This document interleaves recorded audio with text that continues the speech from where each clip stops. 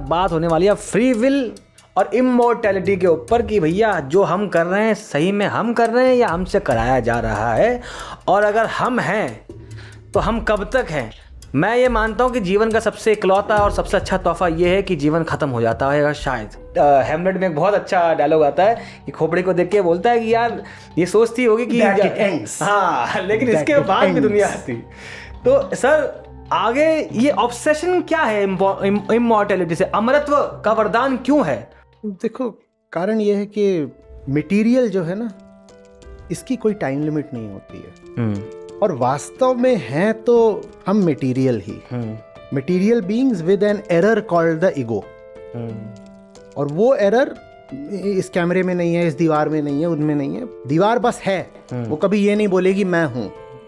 मनुष्य है और साथ में बोलता है कि मैं हूं, तो वो खुद को इशारा करता है, वो स्वयं की ओर देखता है और कहता है ये हूं मैं। ये काम दीवार कभी नहीं करते, ये काम अभी तक एआई भी नहीं करता है। तो मटेरियल तो मिट नहीं सकता। आप जब कहते हो कि मौत आ गई, तो मुझे बताओ तुम्हारा एक भी मॉलिक्यूल कम हो जाता है क्या? बिल्कुल भाई, वही बिल्कुल नहीं, एक भी।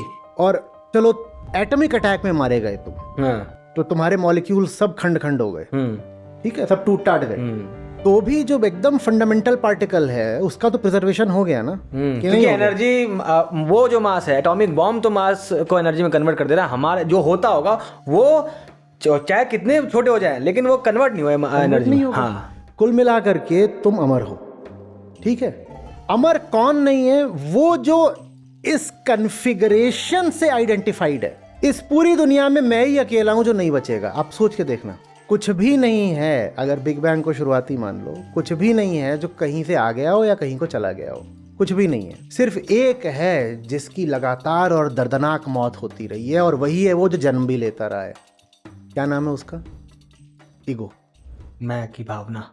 वही है जिसका जन्म होता है और वही है जिसकी मौत होती है। एक आदमी मर गया, वो लौट के नहीं आता। तो फिर इसलिए अहंकार पहली बात जिंदगी भर मौत से खौफजदा रहता है, और दूसरी बात फिर वो पुनर्जन्म वगैरह की कहानियां बनाता है।